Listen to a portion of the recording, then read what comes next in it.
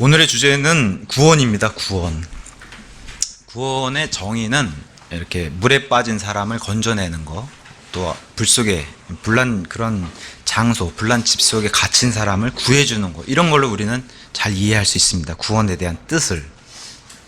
우리가 구원받아야 되는 가장 큰 이유 중에 하나가 우리 예수님께서 우리를 지옥불에서 건져주시는 그런 분이시기 때문에 우리가 구원을 중요하게 생각하는 겁니다. 아마 여기 밖에 나가서 세상 사람들에게 구원을 받으시겠습니까? 아니면 구원의 필요성을 아십니까? 이렇게 얘기를 전달하면 아마 다 미친 사람 아니야? 이렇게 생각할 겁니다. 그 정도로 세상 사람들이 관심을 가장 가지지 않는 그런 주제가 바로 구원이라고 얘기할 수 있는데, 근데 그와 반면에 우리에게는 가장 중요한 게 이 구원입니다. 우리에게는. 요한복음 1장 1절에 사도 요한이 기록한 이 요한복음이 처음에 말씀이 계셨고 말씀이 하나님과 함께 계셨으며 말씀이 하나님이셨더라 하면서 아예 하나님을 선포하고 시작하는 그런 복음서가 바로 요한복음입니다. 그러면서 침례자 요한을 통해서 말씀이 예언된 바, 이 침례자 요한이 오셔야 할 그분 메시아를 소개시켜주는 그런 걸로 말씀 성취를 이루면서 요한복음 2장에 드디어 예수님이 처음 기적을 여시는 것이 바로 물을 포도즙으로 바꾸면서 내 때에 이제 내가 흘릴 이 순수한 100% 나의 흘릴 피를 상징하는 포도즙으로 만드시는 게 예수님이 처음 이루신 기적이라고 성경이 알려주고 있습니다.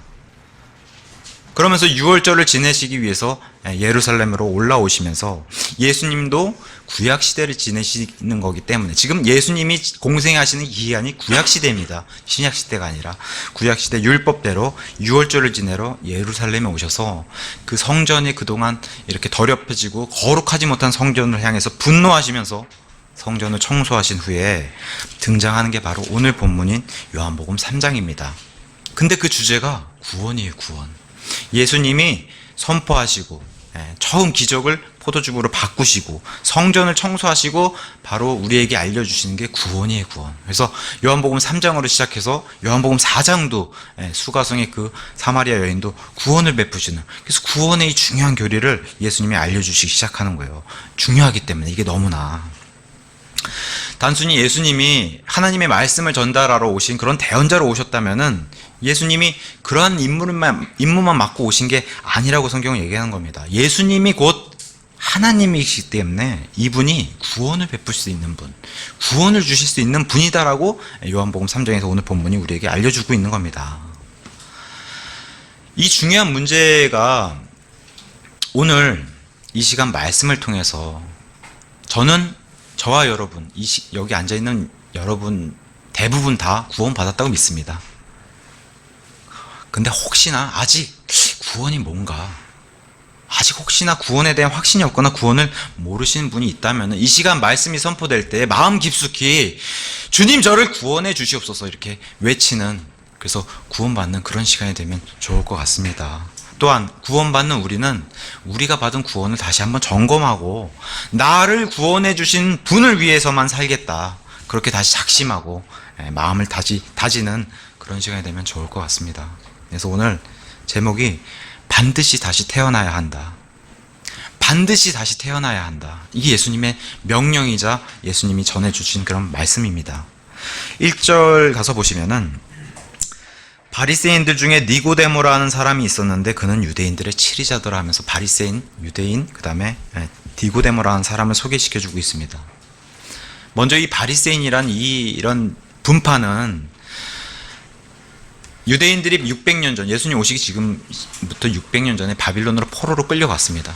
그러다가 이제 메데 페르시아 시기가 돼서 페르시아 때 다시 포로에서 귀환을 해서 유대 땅으로 다시 돌아왔어요. 그러다 또 무슨 일이 있어요. 전 세계는 또 그리스라는 대제국이 일어나서 이 이스라엘 역시 그리스의 통치를 받는, 그러면서 그리스 통치를 받으면 너무 희한한 일들이 벌어지죠. 그리스 왕들이 이 이스라엘 땅에 들어가서 성전을 더럽히고 돼지 피를 뿌리는 이런 일들이 이스라엘에 벌어지고, 그러니까 이런 일들, 또 사람들이 교리가 중요하지 않다, 율법이 중요하지 않다고 이 율법을 등한시하고 그리스 문화랑 막 융합시키려고 하는 그런 마귀들의 일들이 벌어지니까 이걸 지켜야겠다, 하나님이 우리에게 주신 그런 귀한 율법, 말씀, 이걸 지켜야겠다 하고 생각하고 다짐하고 그거를 이 율법을 강조하고 생활하는 사람이 등장하기 시작하는데 그런 사람이 바로 바리새인이라는 사람들이 등장하기 시작하는 겁니다. 좋은 의미에서 시작한 겁니다. 바리새인들이 그 취지가 굉장히 경건한 사람들이고 엄격한 종교인으로 이렇게 발돋움한 그런 사람들인데 이 사람들 어떤 사람들이 11조 안 내면 큰일 나는 사람들이고 이 부모를 마땅히 섬겨야 되는 그런 하나님의 율법이 있음에도 그거보다 하나님이 더 중요하다고 고르반 제도를 도입해가지고 부모님보다도 하나님께 더 열심을 내는 그런 사람들이 바로 바리새인들이라고 성경이 우리에게 설명해 주는데 그 정도로 열심히 하나님을 따르는 사람들로 성경이 소개시켜 주고 있습니다. 근데 대부분 성경 우리가 읽다 보면 대다수 바리새인은 위선자의 모습으로 우리에게 다가옵니다. 종교가 어떠하게 이 사람들을 변모시켰나. 취지는 좋았어, 시작이. 근데 어떻게 시간이 지나면서 예수님 당시까지 오니까 바리새인들이 이제는 거칠에만 남고 믿음은 없는 그런 사람은 이제 등장하고 있습니다. 여기 더군다나 1절에 나오는 이 니고데모는 바리새인 중에 바리새인, 굉장히 높은 직위의 그런 치리자로 등장하고 있습니다. 이 말은 사내들인 공의에 70인 안에 들어가는 그런 사람으로, 이 니고데모라는 사람 참 재밌어요. 인물을 살펴보면 우리가 여러 관점에서 볼 수 있어요. 국회의원으로도 볼 수 있어요. 이스라엘을 치리하는 신정국가 이스라엘 사람이기 때문에 이스라엘 치리하는 이런 치리자는 우리 입장에서 봤을 때 국회의원의 입장으로도 볼 수 있고, 또 많이 배운 사람이에요. 많이 배운 사람, 그러니까 박사나 교수의 그런 입장으로도 볼 수 있고, 또 이스라엘의 종교적인 지도자예요. 그러니까 목사로도 볼 수 있고, 다양한 관점으로 볼 수 있는 사람이 바로 이 니고데모라는 사람이 등장합니다.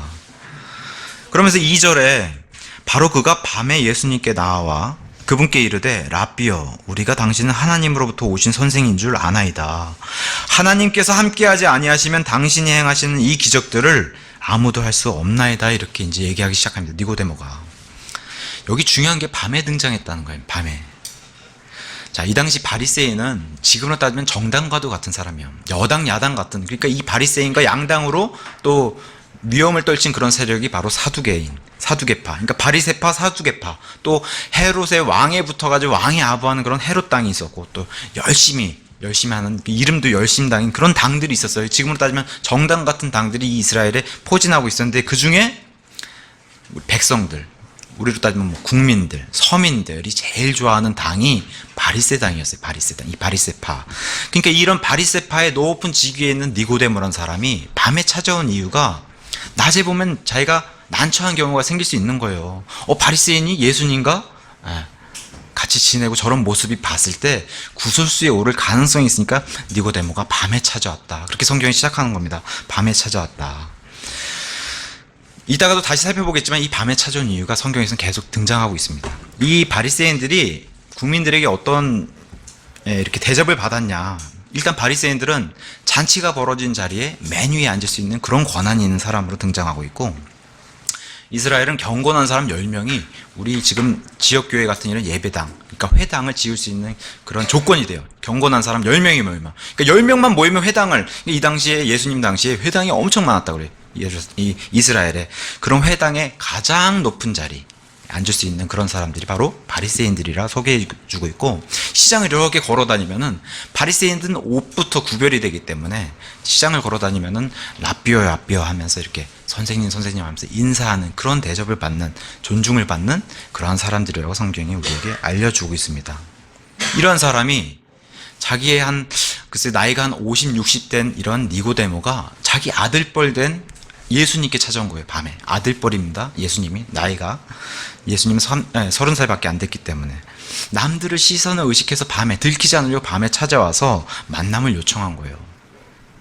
또 하나는 예수님이 낮에 지금 성전을 청소하시고 바로 뭘 보여주시냐면은 기적들을 예루살렘에서 행하시니까 사람들이 몰리는 일이 낮에 벌어지니까 만날 수가 없는 거예요, 예수님을. 그러니까 밤까지 기다려서 한가할 때 지금 만남을 요청하고 니고데모가 온 그런 사건입니다. 그런 걸 머릿속에 떠올려 보고 예수님을 이렇게 저녁 날이 어두워졌을 때 만나는, 그런 나이가 자기 아들뻘 되는 예수님 만나고 그럼 대화를 여는 그런 장면을 상상해 보시면 좀 이해가 쉬울 것 같습니다.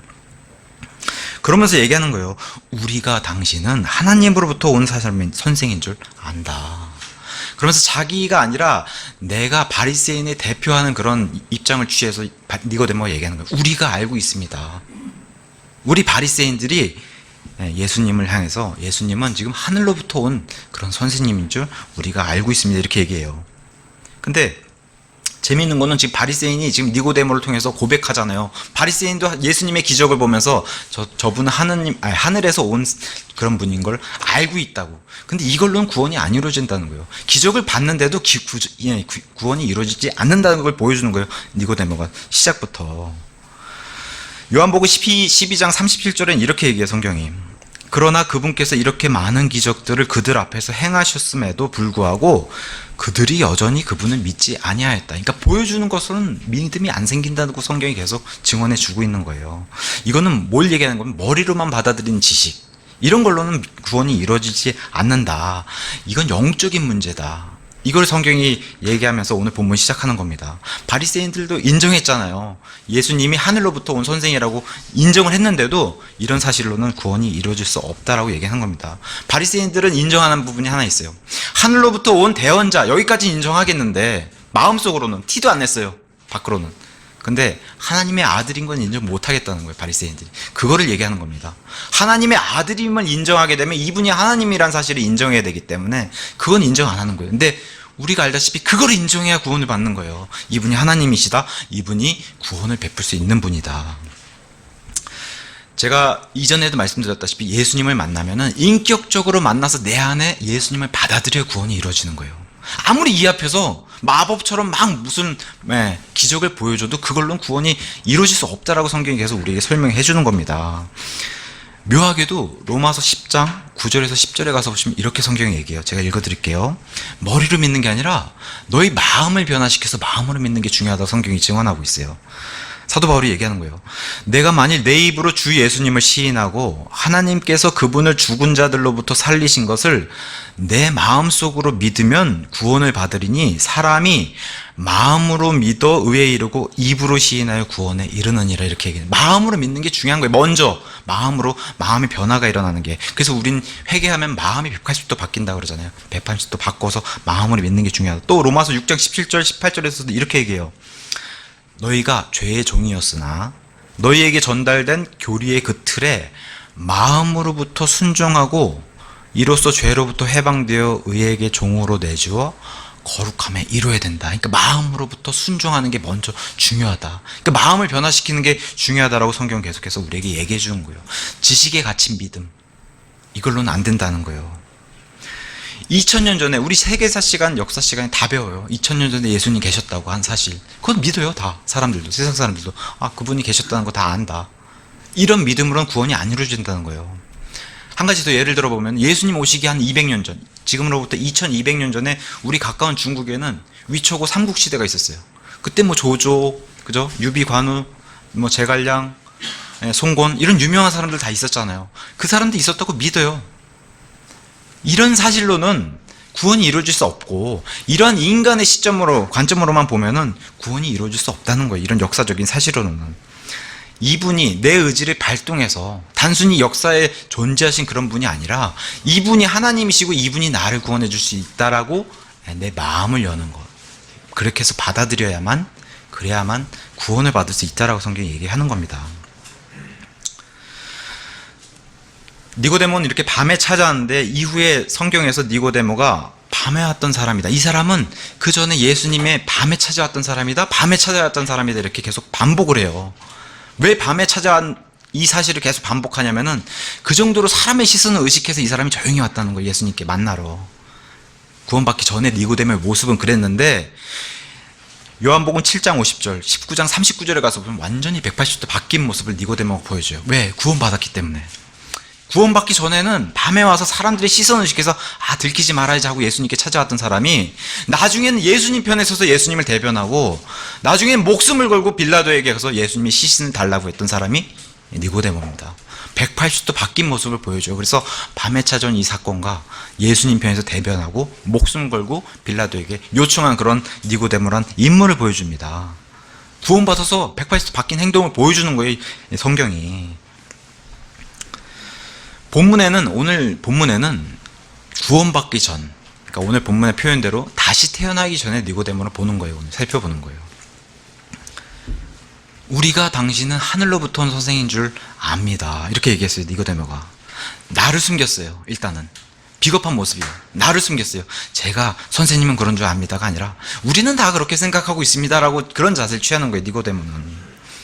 근데 2장 24절과 25절 지난번 시간에 살펴봤던 예수님은 그들에게 사람에게 자신을 맡기지 않으세요. 왜 그래요? 모든 사람은 아시고 25절에 사람 속을 들여다보시는 분이 바로 예수님. 이분이 하나님이시기 때문에 사람 속을 들여다보고 계세요. 그러니까 니고데모의 속도 지금 들여다보고 계신 거예요. 하나님의 시선에서. 그러면서 이제 답을 하시기 시작하는 거예요. 3절에 예수님께서 그에게 응답하여 이르시되 진실로 진실로 내가 내게 이르노니 사람이 다시 태어나지 아니하면 하나님의 왕국을 볼 수 없느니라 이렇게 말씀하시기 시작하는 거예요. 니고데모의 속을 들여다보시고.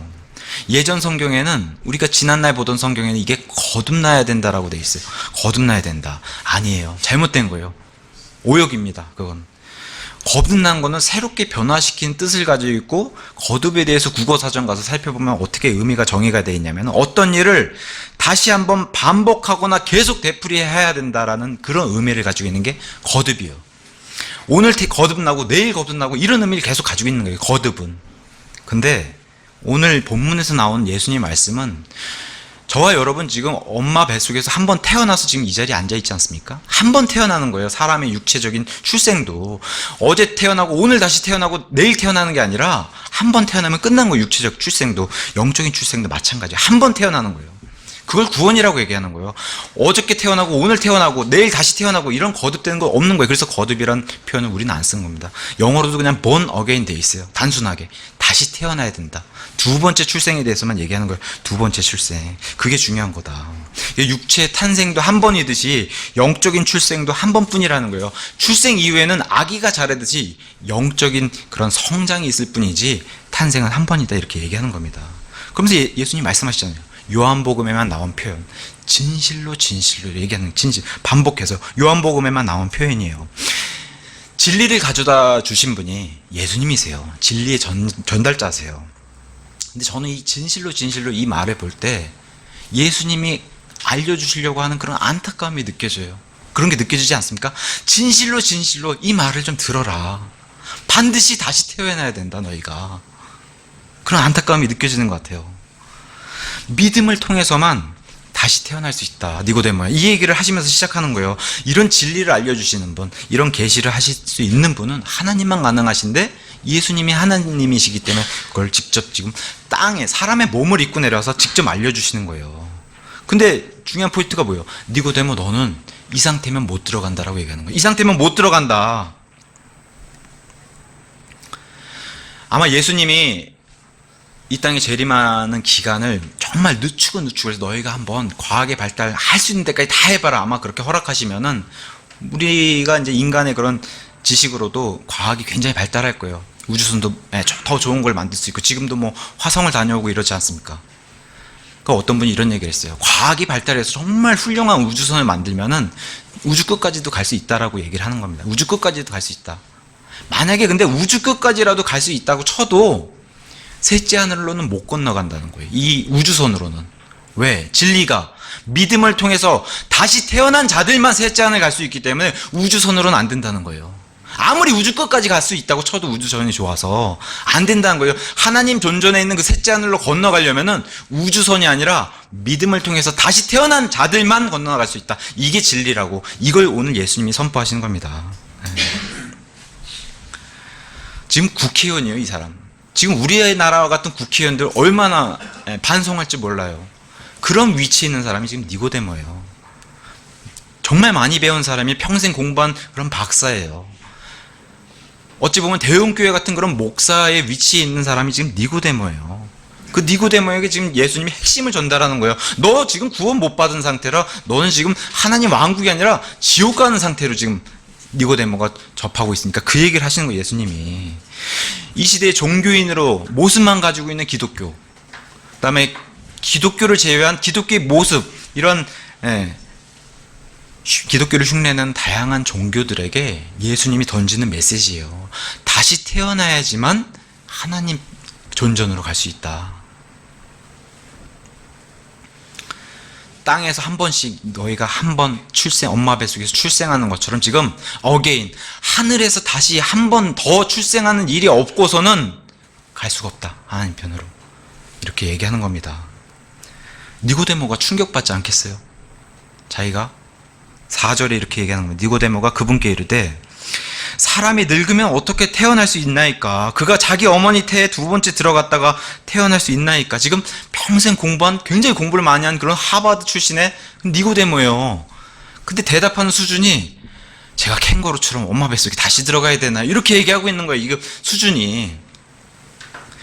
저희야 이 성경의 이 내용을 아니까 이 내용이 우스워 보일진 몰라도 심각한 겁니다, 이게. 근데 대부분의 사람들이 이런 수준에 머물러 있다는 거예요. 이 시대에도.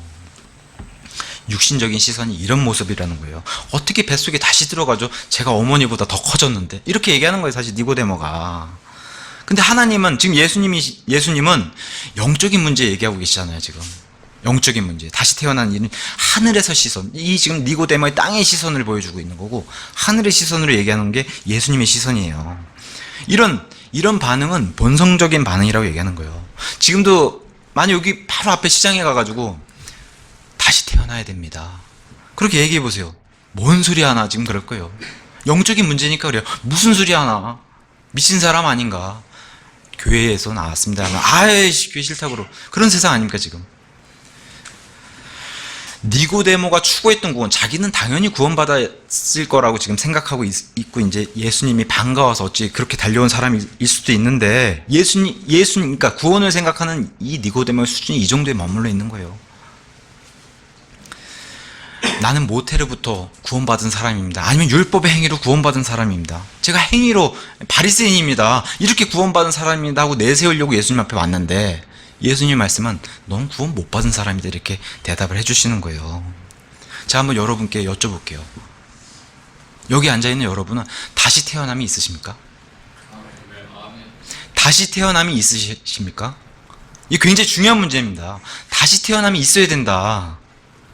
이런 질문 던지면 엉뚱한 대답들이 오는 거예요. 지금 세상에서도. 교회 다닌다는 사람들에게도. 구원 받으셨습니까? 물어보면은 이렇게 얘기하는 거예요. 제가 모태신앙입니다. 엄마 뱃속부터 저는 모태신앙입니다. 제가 어릴 때 유아 세례를 받았습니다. 제가 교회 다니는데 집사입니다. 권사입니다. 장로입니다. 제가 목사인데 새벽 기도를 제가 얼마나 많이 열심히 다니는지 아십니까? 주일 성수는 제가 빼지 않고 꼭 챙깁니다. 11조를 제가 바친 게 집 한 채 값입니다. 평생 교회를 다녔습니다. 아버지가 교회에서 중직이세요. 어머니가 권사입니다. 우리 교회 규모가 이렇고 재정이 이렇게 튼튼한 이런 교회입니다. 구원을 물어봤는데 나오는 대답이 이런 거라는 거예요. 지금 세상 교회가. 이런 엉뚱한 대답이 아니라 하늘에서 다시 출생하는 두 번째 출생이 있어야 된다고 예수님 말씀하시는 거예요. 우리 자신 혹시 구원에 대해서, 그래도 우리 교회는 이런 걸 좀 그래도 성경대로 믿는 신자라고 우리는 내세우지 않습니까? 그럼에도 우리가 받은 구원이 정말 성경적인 예수님 말씀하신 그 다시 태어남에 거기에 있는가, 이 시간에 좀 깊이 살펴보면 좋을 것 같습니다. 가끔씩 이제 틀린 표현을 이제 하는 게 있어요. 그러니까 우리 교회는 이런 걸 좀 조심해야 돼요. 예수님을 나의 구세주로 영접했습니다. 이건 틀린 표현이에요. 구세주란 뜻은 세상을 구원하시러 오신 분이란 뜻이에요. 구세주는. 그렇게 세상을 구원하러 오신 분이 나랑 관계가 있는 게 아니라 그분이 나 개인적으로 인격적으로 나랑 관계하시는 그분이시라고 나의 구원자라는 표현을 쓰셔야지, 나의 구세주라는 표현은 잘못된 표현입니다. 이해하시겠죠? 나의 구원자라는 표현을 쓰셔야 돼요. 저 개인을 구원해 주실 수 있는 분. 구세주는 세상을 구원하실 수 있는 그런 뜻이에요. 그런 분으로도 오신 게 맞아요, 예수님. 근데 그런 분으로 오셨지만 그분이 나 개인적으로 구원해 줄 수 있는 나의 구원자십니다. 이렇게 고백하셔야 돼요. 이게 옳은 표현입니다. 지금 니고데모의 표현 방식을 계속 살펴보면은 제가 어떻게 다시 태어날 수 있습니까? 이런 대답이 아니라 사람이 어떻게 다시 태어날 수 있죠? 이렇게 묻는 자세를 보여줘요. 이거는 학자의 모습이에요. 객관적인 시선을 자꾸 보려고 하는 거예요. 자꾸 객관적인 접근 방법으로. 나는 어떠한 존재지? 여기 계신 분이 정말 하늘로부터 오신 분이라면 하나님에 대해서 내가 물어보고, 제가 어떠한 존재고, 그렇게 해서 낮아져야 되는데 지금 접근 방식이 사람이 어떻게 다시 태어나요? 이런 방식을 취하고 있어요, 니고데모는. 그러니까 이런 방식에만 지금 초점을 맞추고 있어요, 니고데모는. 이 니고데모의 모습을 보면서 많은 사람이 관심 없어하는 그런 구원에 대해서 계속 얘기하는 거예요. 이 세상으로도 충분하다라고 밖에 사람들은 다 그렇게 생각하고 그렇게 살고 있지 않습니까, 지금. D.L. 무디라고 하는 유명한 목사님이 계세요. 이 목사님 뭐라고 얘기했냐면은, 이 세상은 그리스도인의 눈으로 보면 온통 지옥이요, 세상의 눈으로 보면 온통 천국이다, 이렇게 얘기했어요, 이 목사님이. 지금 우리가 살고 있는 대한민국의 현실도 이렇지 않습니까? 얼마나 많이 스트레스 받으면서 살아요, 지금. 나날이 터지는 사건들만 봐도. 5절에서 6절에 예수님이 이렇게 얘기하세요. 예수님께서 대답하시되 진실로 진실로 내가 내게 이르노니 사람이 물에서 나고 성령에게서 나지 아니하면 하나님의 왕국에 들어갈 수 없느니라. 육에서 난 것은 육이요 성령에서 난 것은 영이다. 다시 태어나는 것은 성령에게서 나야 된다. 이것을 다시 설명해서 더 자세하게. 제자들도 옆에서 처음 듣는 얘기예요. 아니, 다시 태어나고 이게 성령으로부터 난다는 이런 사실, 옆에 있는 사도 요한을 비롯해서 제자들도 처음 듣는 말씀이에요. 이거는 먼저 물에서 나야 된다. 너희가, 저와 여러분 다 어머니 뱃속에 있는 양수에서 터져서 나온 거 다 맞습니까? 이건 뭐 부인할 수 없는 진실이고 사실입니다. 이게 이렇게 물에서 먼저 나야 된다고 예수님이 아주 쉽게 설명하고 계신 거예요. 물에서 먼저 나야 된다. 어떤 사람들이 주장하는 것처럼 물 세례로 나야 되고 물 침례로 나야 된다는 그런 사실이 아니에요.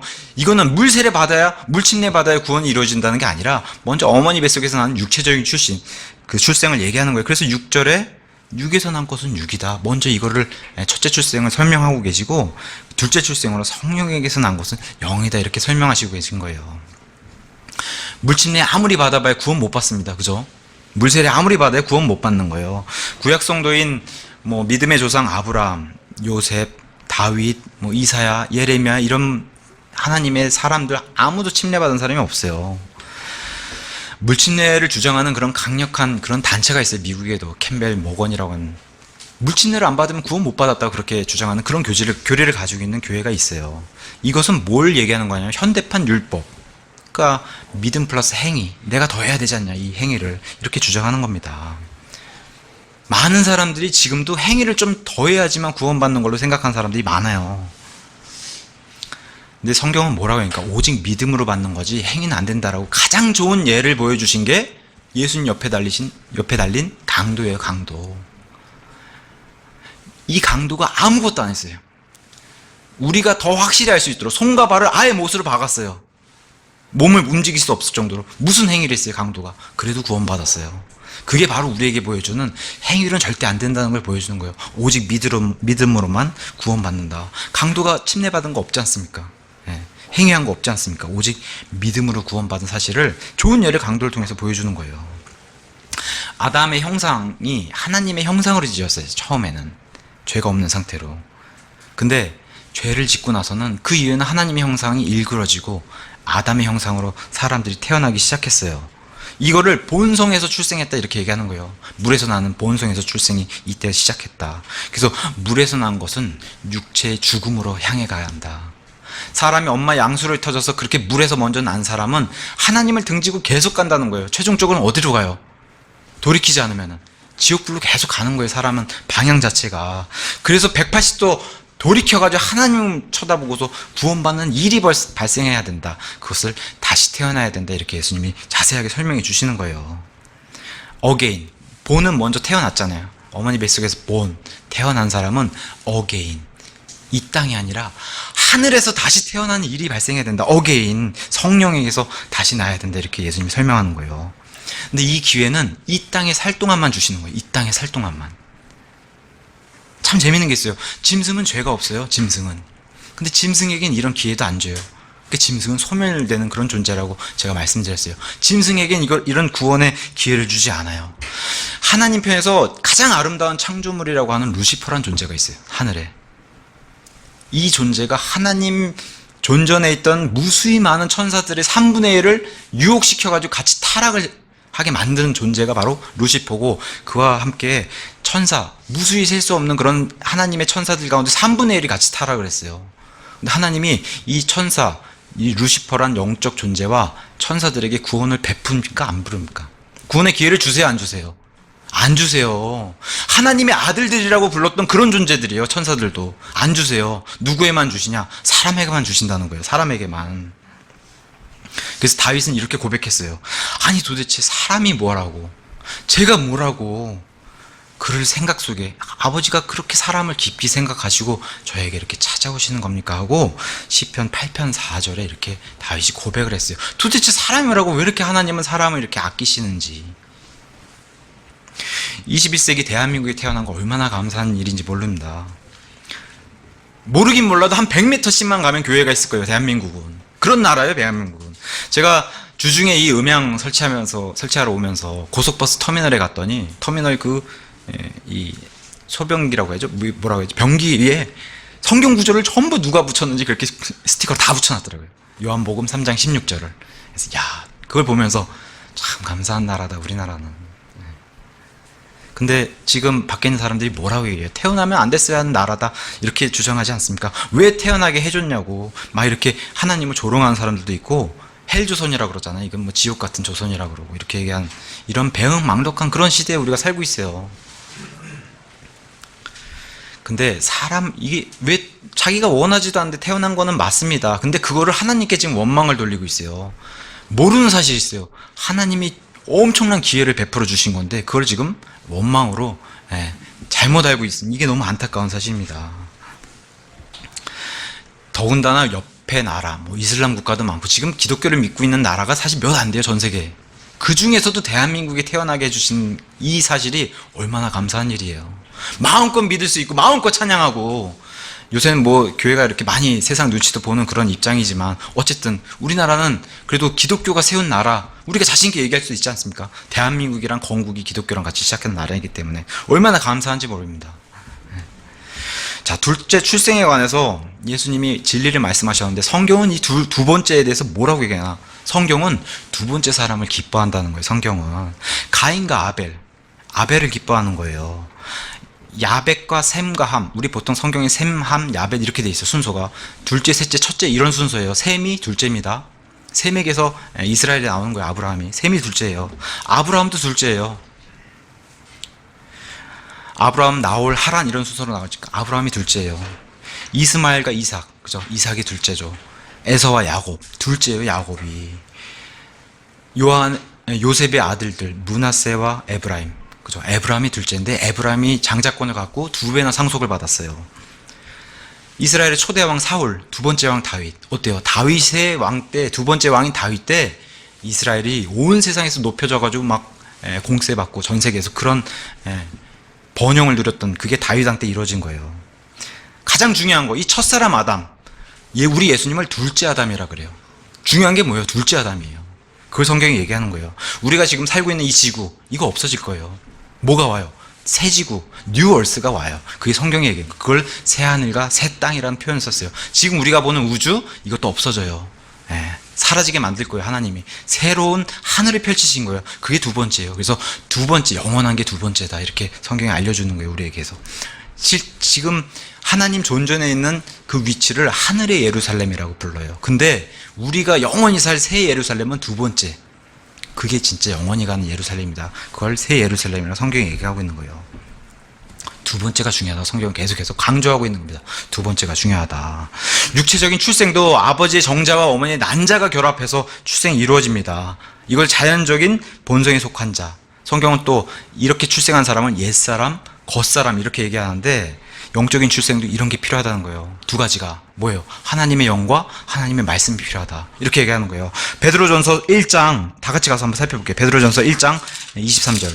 베드로전서 1장 23절. 참 묘하게 이 정자와 난자, 이 씨에 대해서 육체적인 이 출생 비슷하게 지금 하나님께서 영적인 그 씨에 대해서 설명해 놓은 게 베드로전서 1장 23절이에요. 제가 읽겠습니다. 너희가 다시 태어난 것은 썩을 씨에서 난 것이 아니요 썩지 아니할 씨에서 난 것이니 살아있고 영원한 이 씨가 하나님의 말씀으로 된 것이라. 이거 믿으십니까? 우리가 다시 태어나게 된 게 하나님의 말씀이 그 씨로 됐다는 겁니다. 이게 영적인 두 번째 출생에서 하나님이 베드로를 통해서 우리에게 남겨주신 말씀이에요.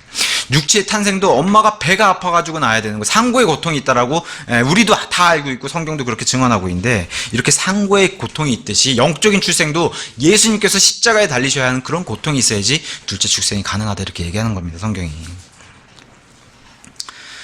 이렇게 둘째 출생한 사람은 초자연적으로 하나님의 본성을 소유한 자가 된다라고 성경이 증언해주고 있어요. 이 사람을 성경은 새 사람이다, 속 사람이다 이렇게 얘기하는 거예요. 그래서 원래 구원받지 못한 사람은 겉사람, 옛 본성의 자아만 있었는데 새로 출생된, 새로 태어난 사람은 다시 새로운 사람이 생기니까 둘의 자아가 생겨버린 거예요. 그래서 이 자아가 구원받은 이후에는 계속 싸우는 겁니다. 계속 싸우는 거예요, 이 자아가.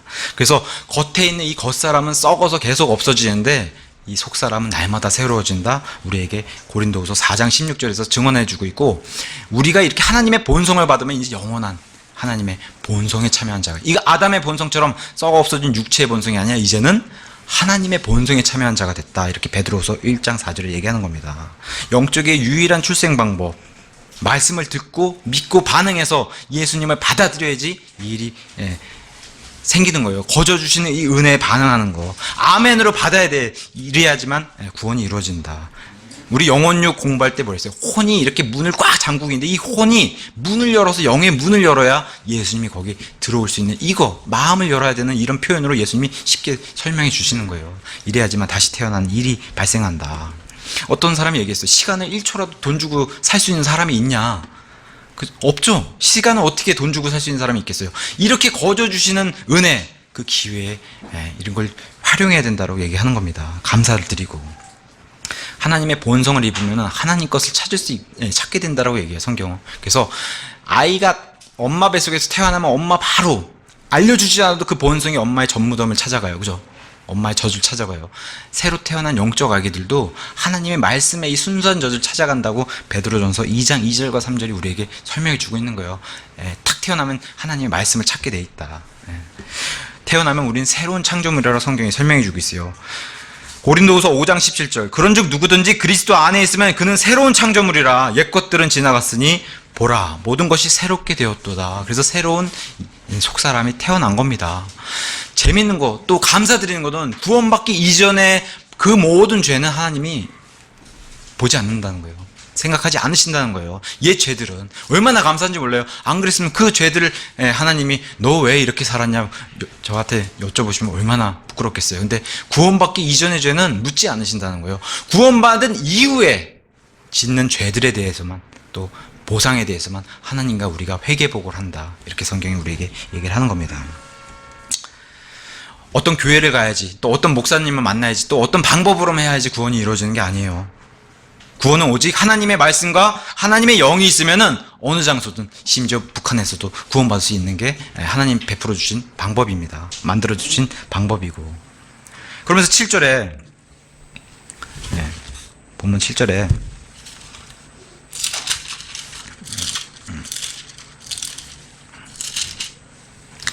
내가 내게 이르기를 너희가 반드시 다시 태어나 하리라 한 것에 놀라지 마라 이렇게 얘기했어요. 영어로는 마블 낫했어요. 요새 뭐 굉장히 유행하는 영화 있어요. 뭐 헐크, 아이언맨 나오는 그 영화사가 마블이에요. 그 단어가 성경에서 온 거예요. 지금 그거 영화 만들어 놓고 막 난리 하잖아요. 막 마블 하면서 야, 이 놀라운 캐릭터들 하면서 얘기하잖아요. 진짜 하나님의 말씀하신 그 놀라운 마블은 하늘에서 벌어진 이런 구원, 하나님과 함께하는 이런 일을 마블이라고 성경이 표현했어요. 이렇게 다시 태어나는 거, 이런 것에 놀라지 마라. 너희가 마블하지 말아라. 이렇게 예수님이 말씀하시면서 지금 내가 니고데모 너에게 얘기하면서 뭐라고 얘기했어요? 너희가 반드시 다시 태어나야 하리라. 너뿐만 아니라 너희가 다시 태어나야 되리라. 이거 킹제임스만 있는 표현입니다. 니고데모 너만 구원받는 게 아니라 너희, 이스라엘 너희, 그리고 사람이 구원받아야 된다는 것을 복수로 알려주는 게 킹제임스 성경만 이렇게 돼 있어요.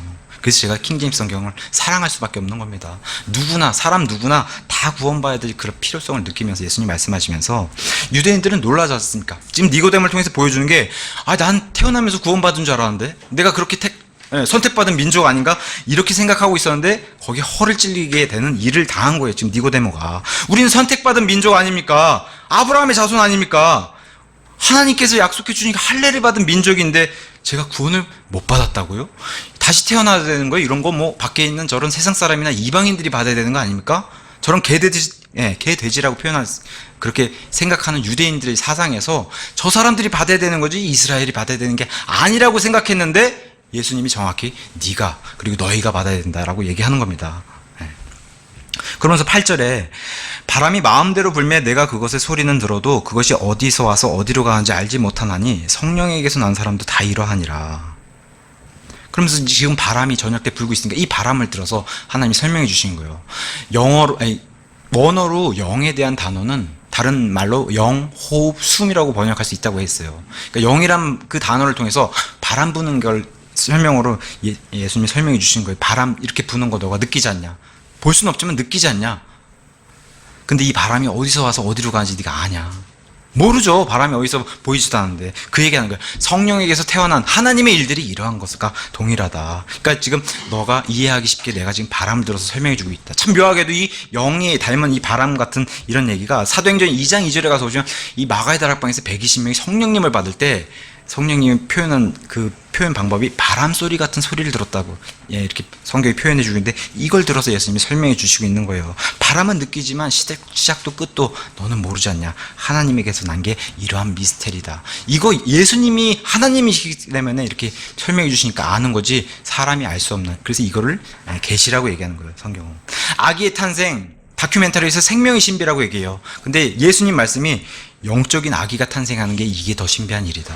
이렇게 얘기하는 거예요. 그러면서 9절과 10절에 니고데모가 그분께 응답하여 이르되 어찌 이런 것들이 있을 수 있나이까 하며 예수님께서 그에게 대답하여 이르시되 너는 이스라엘의 선생이면서 이런 것들을 알지 못하느냐고 책망을 하세요. 예수님이. 이스라엘의 리더, 선생, 영어로는 마스터라고 썼어요. 이런 자가 지금 영적 상태가 봐주지 못할 그런 상태가 되어 있는 거예요. 예수님 보실 때. 이 사람 지금 서기관, 율법 박사, 어마어마한 학식 있는 사람인데도 지금 놓치고 있는 게 영적인 부분이니까 이걸 예수님이 짚어줬더니 이 사람의 지금 상태를, 그러니까 선생이 이런 수준인데 이스라엘 백성은 오죽하겠냐. 지금 이런 걸 보여주는 거예요. 예수님이. 지금 니고데모만의 일은 아닙니다. 이런 일이. 왜냐? 우리 역사상 마틴 루터라고 한 사람도 정말 하나님을 자기가 믿어보고자 그렇게 열심히 했는데 구원을 못 받다가 믿음으로 구원받는 것은 로마서의 말씀을 들고 믿음으로 구원받고 난 이후에 카톨릭을 뛰쳐나오면서 세상의 역사를 바꾼 그런 인물도 바로 이러한 종교인에서 믿음으로 변한 사람을 보여주고 있고, 감리교 창시했던 유명한 그 요한 웨슬레라고 하는 사람 어떠세요? 목사예요. 성공의 목사인데도 구원을 못 받은 상태로 있다가 그 폭풍우가 부는 배 안에서 이 구원받은 어떤 성도들이 전혀 불안해하지 않는 모습을 보고 깊게 생각하다가 요한 웨슬레도 로마서 강해를 듣는 중에 믿음으로 구원받는다 사실 깨닫고 구원받아서 성공해서 나와서 감리교를 창시한 그런 사람이 돼. 이거 다 역사적으로 우리가 보여주는 거예요. 종교에서 믿음으로 돌아선 사람. 가장 우리가 잘 아는 인물 사도 바울이 그렇잖아요. 바리새인 중에 바리새인이었는데 믿음으로 구원받고 돌아서서 기독교의 큰 그런 획을 그은 그런 사람으로 우리에게 잘 알려주고 있습니다. 이런 사람들이 다 종교에서 믿음으로 돌아선 사람들이다. 예수님이 말씀하신 거예요. 네가 지금 서기관이고 율법 박사고 성경의 학자 선생이면서도 창세기 15장 6절 아브라함이 주를 믿음에 그분께서 그것을 하나님 의로 여겨주셨다. 이런 믿음으로 구원받는 사실 이런 거 모르냐. 하박국 2장 4절 오직 믿음은 의인은 믿음으로 살리라. 이런 성경 구절을 네가 모르고 있느냐 선생이면서. 그렇게 책망하시는 거예요. 예수님께서. 그러면서 11절에 진실로 진실로 내가 내게 이르노니 우리는 우리가 아는 것을 말하고 우리가 본 것을 증언하노라. 그러나 너희가 우리의 증언을 받아들이지 아니하는도다. 모세의 증언은 받아들였다고 얘기해요. 이스라엘 사람들이 우리에겐 모세가 있다 이렇게 자랑했단 말이에요. 근데 하나님이 정작 내려와서 증언해 주시는데 이건 받아들이지 않았다. 특히나 바리새인들은 사람의 칭찬을 좋아했지 하나님의 칭찬은 받아들이지 않았다. 이렇게 요한복음 12장 37절 얘기하고 있어요. 예수님이 지금 우리의 증언이라고 얘기했어요. 하나님의 아들이시기 때문에 지금 삼위일체 하나님에 대해서 표현해 주신 우리의 증언. 그렇게 얘기하면서 삼위일체 신비도 드러내신 게 13절과 이건 연관이 됩니다. 13절과. 그러면서 12절에 내가 땅의 것들을 너희에게 말하여도 너희가 믿지 아니하거든 내가 하늘의 것들을 너희에게 말하면 너희가 어떻게 믿겠느냐. 지금 사람의 출생, 이 눈에 보이는 이런 출생에 대해서 설명을 해도 너희가 믿지 않고 바람같이 이렇게 땅에서 일어나는 일도 설명해줘서 한 이런 것도 믿지 않는데 지금 하늘에서 일어나는 일을 너희에게 설명해봐야 너희가 못 알아듣는다는 거예요. 우리가 하늘에서 일어나는 일 많은 그런 것들을 계시해 주신 게 요한계시록이에요. 이 땅에서 요한계시록의 해석이 제일 난무합니다. 이상한 해석들이. 왜 그래요? 하늘의 것들을 말씀해 주셨더니 이 땅에서 요한계시록을 보는 시선이 중구난방이에요. 그게 바로 예수님 말씀이에요. 땅의 것들을 지금 얘기해도 너희가 믿지 않고 이해를 못하는데 지금 하늘의 걸 설명하면 너희가 이해할 수 있겠느냐. 우리가 장차 살 새 예루살렘은 문이 12개라고 얘기해요. 근데 그 문이 다 진주로 되어 있다. 이거 믿으세요? 그 문이 다 진주로 되어 있다. 이렇게 성경 말씀에 우리에게 기록해 주셨어요. 이게 사실입니다. 예수님께서 지상으로 재림하실 때 흰말 타고 오신다 그랬어요. 믿으세요? 아멘 적으시는 왜? 예수님께서 흰말 타고 우리에게도 동일하게 그 흰말을 주셔서 같이 내려온다고 성경에 기록되어 있어요. 계시록 19장에. 이거 믿으세요? 네. 계시록 9장에 가서 보시면은 바닥 없는 구덩이에서 정말 이 환란에 메뚜기가 올라온다고 그랬어요. 근데 영적인 메뚜기들이 올라와서 그 꼬리가 정갈이 쏘는 그런 고통을 주는 이상한 존재들이 올라와요. 그랬더니 해석하는 사람들이 이거는 메뚜기가 아니라 헬리콥터고 탱크다 이렇게 해석을 해요.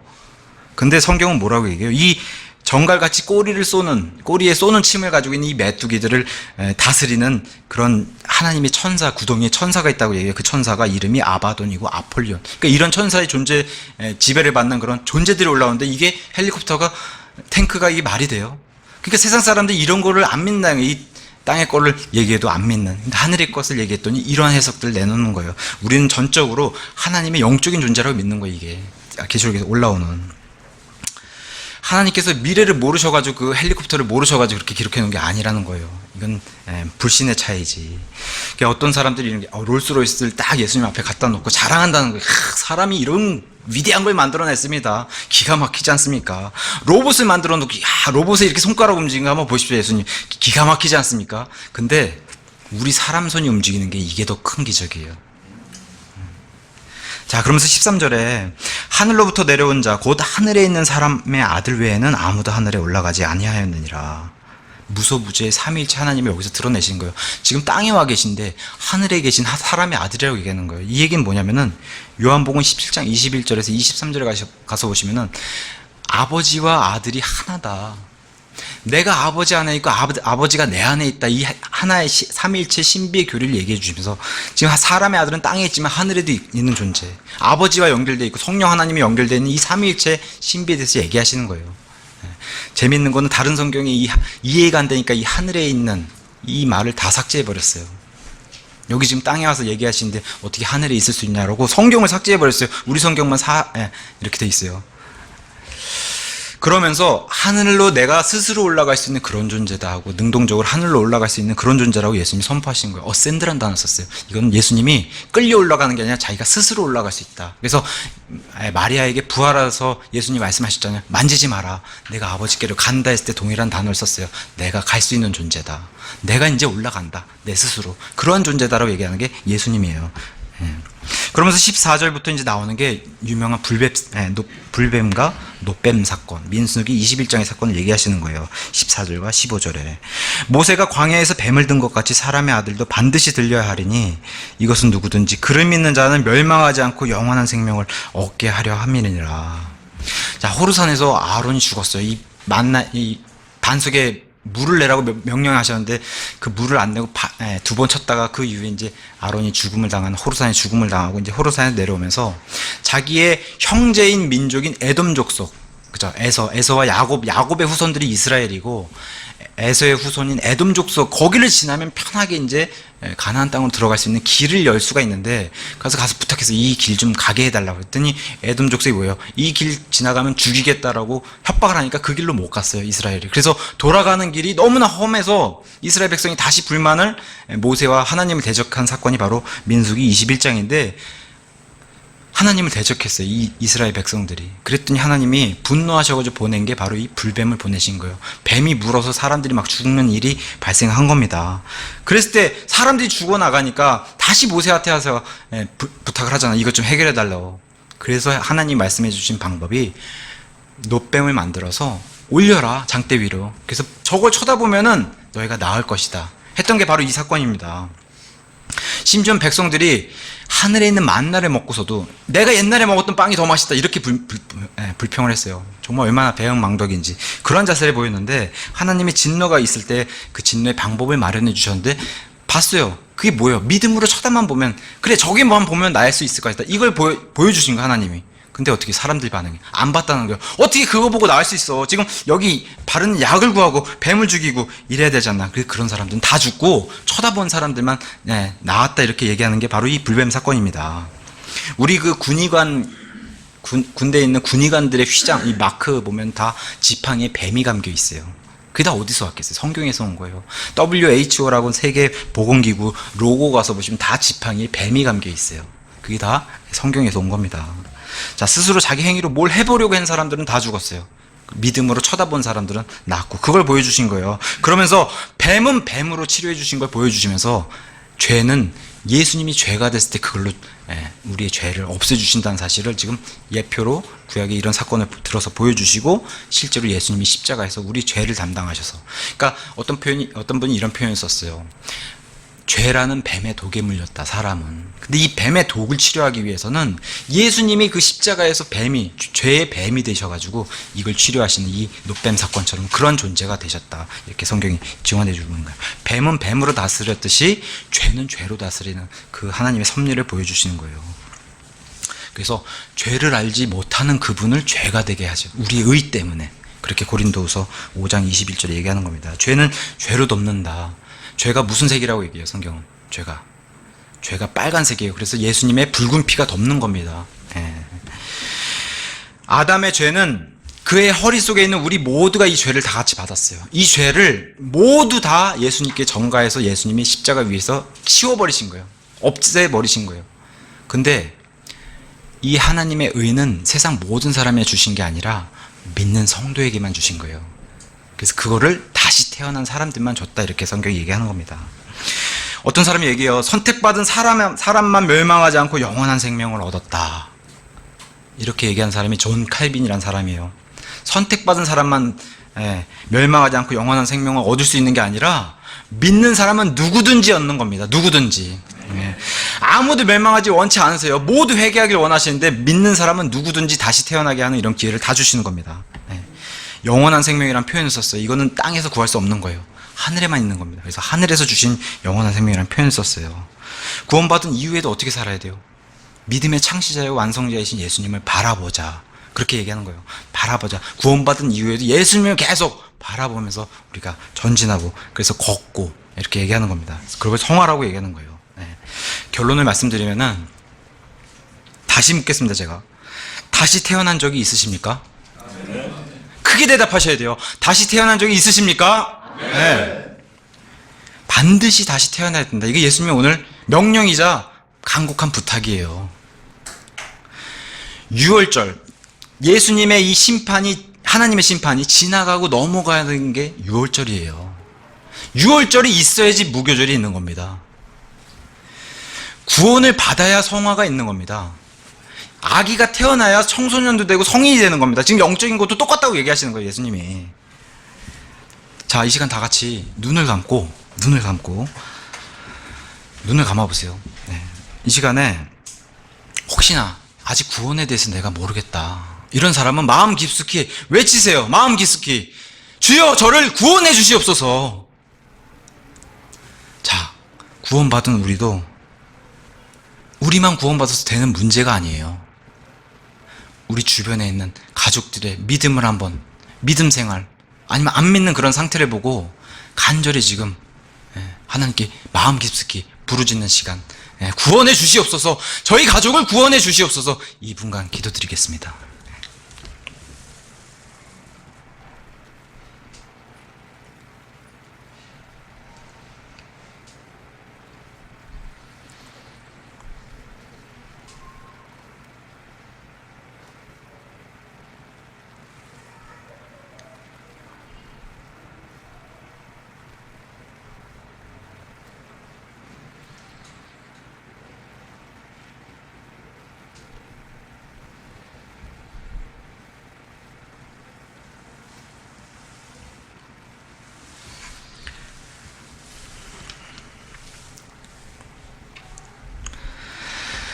아버지 감사합니다. 비천하고 정말 이 쇳덩어리인 사람을 아버지의 그 놀라운 진리 가운데 넣어주신 이런 큰 은혜에 감사드립니다. 여기에 안주하지 않고 주변과 세상에 다시 태어나야 될 그런 사람들을 향해서 하나님의 열심을 보일 수 있는 우리 모두가 될 수 있도록 하나님께서 함께 해주시길 간절히 원합니다. 감사드리고 우리 주 예수 그리스도의 이름으로 기도드립니다.